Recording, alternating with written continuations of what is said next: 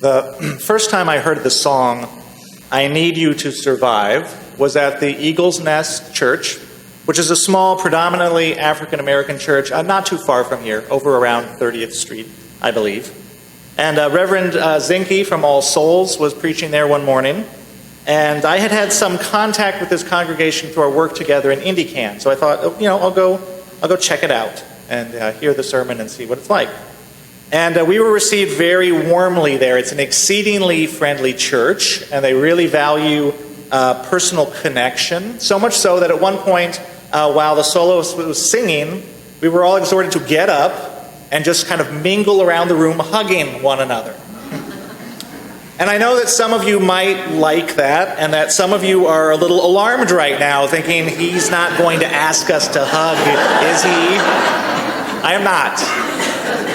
You're safe. So during this service, Miss Deborah, their soloist, sang this song by David Frazier, popularized by Hezekiah Walker, called I Need You to Survive. And the lyrics begin, I need you, you need me. We're all a part of God's body. Stand with me, agree with me. We're all a part of God's body. It is His will that every need be supplied.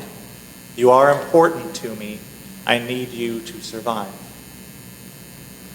Now, this is not my personal theology. I was a guest at her church, and it was the theology of her Christian church. But despite that, I found elements of the song that resonated with me very deeply as a Unitarian Universalist. We are all a part of God's body. Whether you take that literally or poetically, it expresses one of the most important ideas of Unitarian Universalism, which is that we are all deeply interdependent. Or in the more familiar words of Dr. Martin Luther King Jr., we are all caught in an inescapable network of mutuality, tied into a single garment of destiny. Unitarian Universalist principles are premised on the idea that what harms you harms me. That the liberation of each of us is bound up in the liberation of all. I cannot be free until you are free.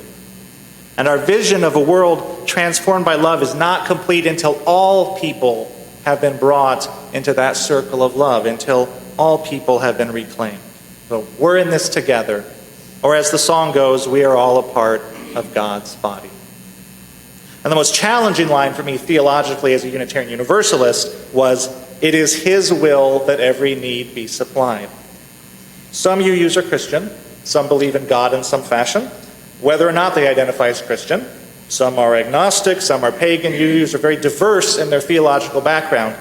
But regardless of whether a UU believes in God or doesn't believe in God or believes in many gods, most UUs are still basically humanist in their religious thinking, which means that we emphasize not the role of God's will, but the role of human will. We're focused on our opportunities for choice and our opportunities to create a better world. So a UU theist might say it is God's will that every need be supplied, but it's up to us with our human will to actually supply those needs, to carry out that will. It is left to us, inspired by the love of God or our love of our fellow humanity, or both, to be the hands of justice lifting up our siblings, to be the hands of generosity seeing to it that every need is supplied. But theology aside, what was most striking to me the first time I heard the song, and also a little bit distancing for me, was the rawness of it, the urgency of it. I need you to survive. You can read that two ways. You can read that as, I need you in order that I might survive. Or it can be read as a plea for survival. I need that you survive. Please let you not be taken from me. Either way, there's an urgency to that word, survive. It's not my self-actualization is tied up in your self-actualization. Our mortgage rates are lower when we combine our finances. It's not I need you to prosper or I need you to be happy. I need you to survive. There's a literal life and death urgency in that plea.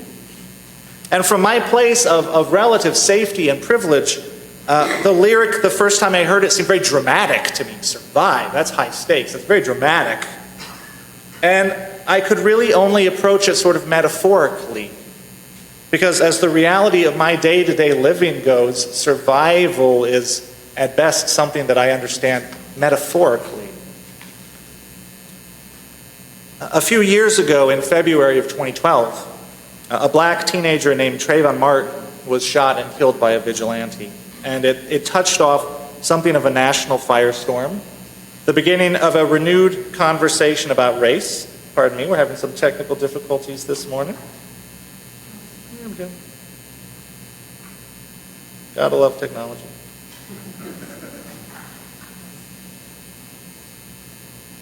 Okay. So it touched off a renewed conversation about race. And I remember reading something on Facebook at that time that really began the process of opening my eyes a little. It was a paradigm shift for me in understanding my country and the lives of some of my neighbors and how they experience America differently than I do. Trayvon Martin, you may recall, was walking home late one night, and he was passing through the neighborhood of a man named George Zimmerman, and he was profiled and stalked by Zimmerman, who had a gun. And alarmed at being pursued by this stranger, Trayvon Martin confronted Zimmerman. There was some kind of a struggle. We don't really know the details of that. But Zimmerman shot and killed Trayvon Martin. Trayvon Martin was in possession of nothing more dangerous than a bag of Skittles. He'd stopped at a convenience store, brought some candy and an iced tea, took a shortcut home, and then he was dead. And this is what I read about that on Facebook. It was a brief comment posted by a black man who was a total stranger to me. And he said, "Growing up black, I knew I should never be seen walking with a wallet in my hand, but no one ever told me about Skittles." And the implication of that darkly humorous statement really struck home for me, because he was being honest about that. Growing up black, I knew I should never be seen with a wallet in my hand, because that could or would lead to a suspicion that the wallet was stolen, and that could or would lead to a confrontation with the police, and that could or would lead to arrest, or worse. We know with what terrifying swiftness an encounter with the police can end in violence or death if you happen to be black in America, right? We've seen the video. We've seen too many videos, 2 new videos this week. Eric Garner, Tamir Rice, LaCon McDonald, John Crawford. Now we can add Alton Sterling and Philando Castile to that list. So growing up black in America, this total stranger had a rule that he lived by that has never occupied my mental space in my entire life. Never be seen holding a wallet. And it was a rule for survival. So for me, survival is this concept that I can only approach sort of metaphorically. And for this man, as for many black people, survival means survival. And I know now what I didn't know back in 2012 because no one was talking openly about it, or I wasn't listening in the right place. There's a whole talk that black parents give their children about the time they hit age 10, about the time they get near enough adolescence that society stops perceiving them as a child and starts perceiving them as a potential threat. And this talk will cover the rules for not drawing the attention of suspicious white people while you're shopping or while you're walking through a neighborhood. And it'll cover the rules for surviving an encounter with the police when inevitably you will get stopped walking through a neighborhood, or when inevitably you will get pulled over for driving while black, or when some suspicious person does call the police on you, as happens all the time, even in your own neighborhood, even entering your own home, because you failed at not looking like a threat. So those of you who are parents, if you're not black, imagine having to have that talk with your children. Imagine that. Imagine watching their faces as they absorb the import of what you are trying to convey to them, the seriousness of it. Imagine having to tell your child that some people will fear them for who they are, that some people will perceive them as a threat for who they are, and that threatened people are dangerous to them. So imagine as a parent the anger you'd feel at having to have that talk. And imagine the fear you'd feel every time your child walks out the door. And I'm going to correct myself because I know that many white people do have African American children, and this is a real issue for them. So I apologize for categorizing that way. If you've never had to have that conversation, imagine having that conversation. Well, this past Wednesday, UUI hosted a vigil led by Indy 10 and Don't Sleep, which are local Black Lives Matter groups. And it was in response to the video that had surfaced of Alton Sterling being shot and killed in Baton Rouge. And the vigil, they basically just passed the mic around this room to let people talk, to speak their hearts and minds. And black people expressed their pain and their disbelief and their rage, but mostly they expressed their fear, the fear they have for their children and for their siblings and for their partners, and the psychological toll that living with that fear day in and day out exacts on your psyche. The psychological toll of knowing that you and the people you love are perceived as a threat, potentially every time you walk out the door. Trayvon Martin was shot and killed because he wore a hoodie and he looked like a threat to a total stranger. He was walking while black in the wrong neighborhood and it cost him his life. And George Zimmerman was acquitted. Now, in response to Zimmerman's acquittal, the Black Lives Matter movement was born. A lot of people think it came out of Ferguson and Mike Brown. It did not. It came out of Trayvon Martin. 3 black women, community activists and organizers, Alicia Garza, Patrice Cullors, Opal Tometi, they started just tweeting out this slogan, Black Lives Matter. Black Lives Matter. That was it, just a statement. Black Lives Matter as a statement of fact. Black Lives Matter as a proud assertion of self-worth. Black Lives Matter as a protest against indifference and injustice, against the idea that black lives can be taken violently and swiftly anytime and anywhere, and no one will be held accountable. Black Lives Matter as a revolutionary statement, because an America where black lives truly matter would not look like America today. In an America where black lives matter, no parent will ever again have to give that talk, and no child will ever again have to hear it. It's a revolutionary statement.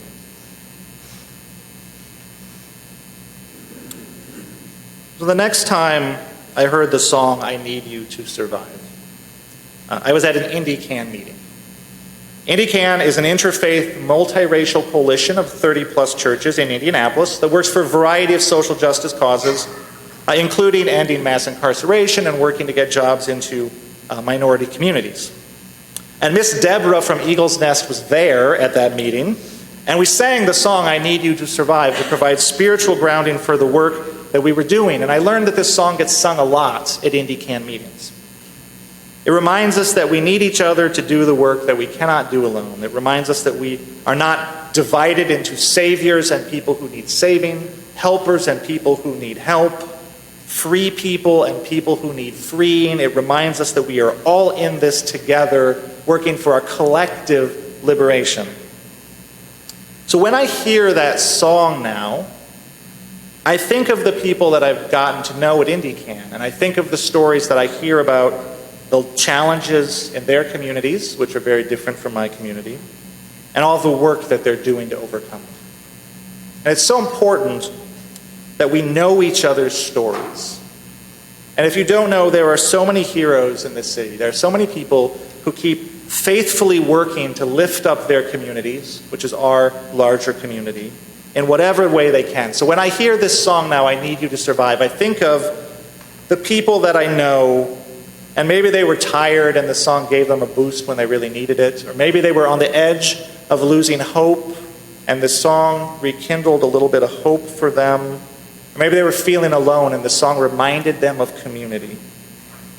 So it's so important that we know each other's stories, but it's also important, if we really want to be in solidarity, that we know each other's songs. And there is no question that we are called as Unitarian Universalists to be in solidarity. There's no question that this is our work to do.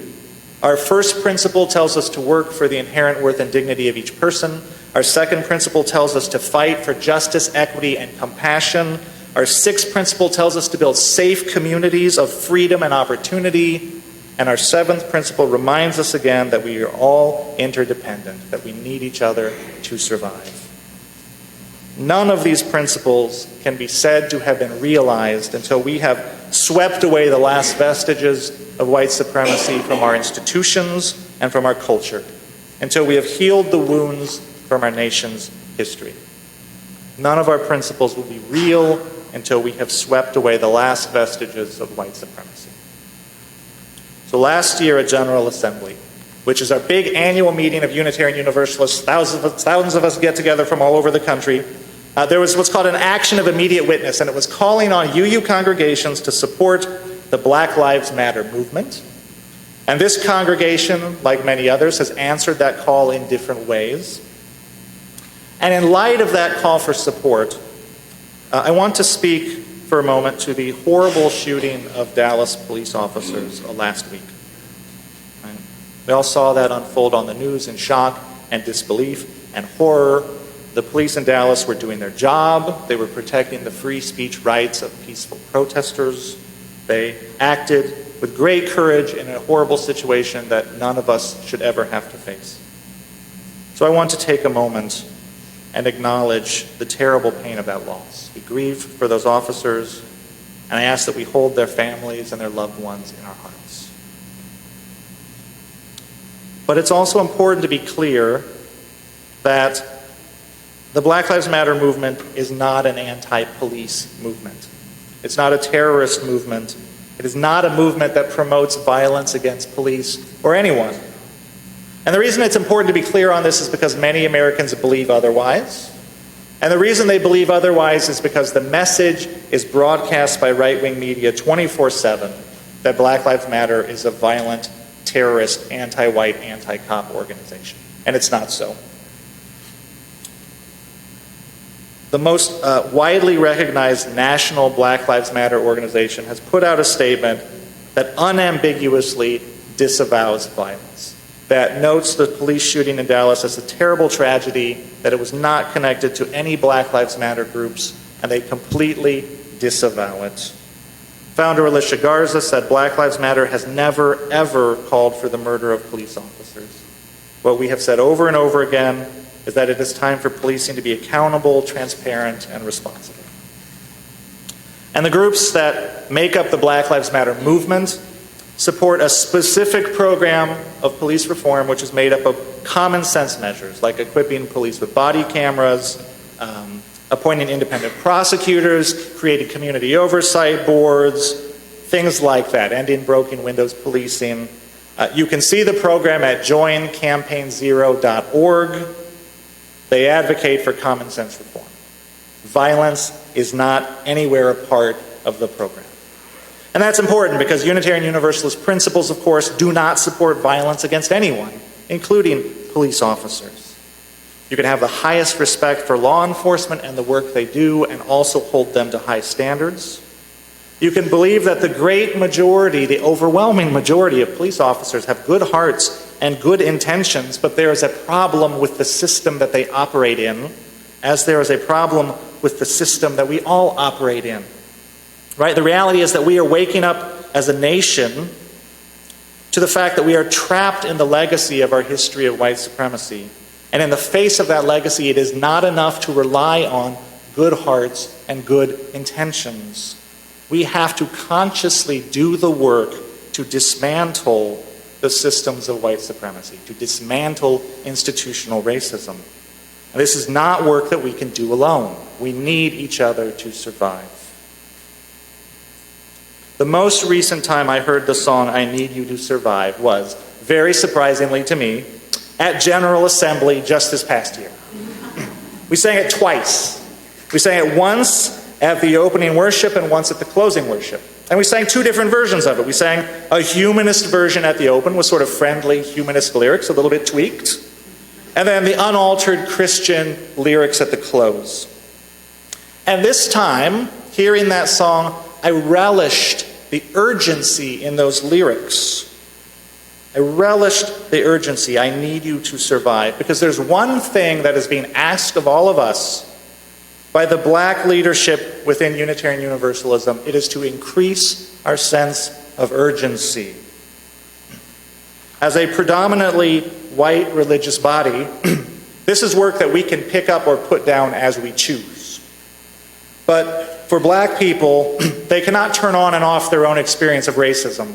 They cannot pick up and put down the experience of racism. They live with it all the time, every day, 24/7. So what they are asking is, increase our sense of urgency. You're doing good stuff, do more of it. The song reminds us all that we're one body. And when that body is so clearly hurting, it is our urgent need to heal it and to protect it. So, I want to close out the service today by singing that song, I Need You to Survive, as our closing hymn. First thing I'm going to remind you, there is no good singing or bad singing in church. There is just singing and not singing. Okay? We're going to project the lyrics. As you saw, we're having some technical issues, so hopefully it'll go well. Sylvia's going to play it through one time, and then Maria has graciously offered to help lead us on vocals. The other thing that I want to draw your attention to, this is a song that repeats a lot. You sing it once, you sing it again. You sing it once, you sing it again. We're going to sing both versions, the humanist version and the standard version, alternating. Sing it once, the standard Christian version, sing it once, the humanist version, like that. So when you see the lyrics on the screen, they're going to change a little bit with the repeats. And I invite you to sing along on all of them. Even if the lyrics do not fit your personal theology, I ask that you not think of the lyrics as though you're giving a sworn deposition. Right? This is not going on your permanent record. This is not going to be brought back to your attention 3 months from now. You clearly said on July 10th, right? Think of this as an opportunity to stand in solidarity with someone whose beliefs may differ, but whose heart is breaking like your own. Francis David said, we need not think alike to love alike. So let us take this opportunity to love alike. Because in the end, this is our vision as Unitarian Universalists. This is our urgent task, to be the force of love, reclaiming and healing the world. So I invite you, let us all join together now and share some of that love, and it will save us yet. Sylvia's going to play it through, and then Maria will help us come in.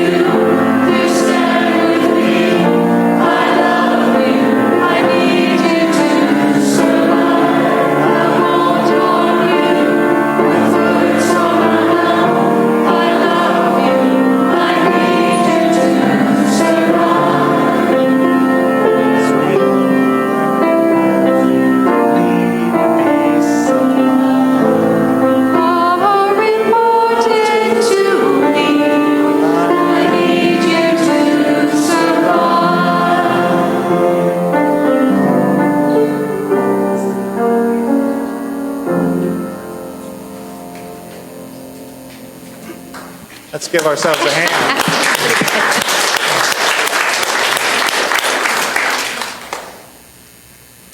Let's go from this place remembering that we need one another to survive, that the great work of love is work that can only be done hand in hand, heart in heart, moving together. And now we extinguish the flame of our chalice, but not the light of understanding, the warmth of compassion, or the fire of commitment. Let us take those with us until we meet again. Go in peace.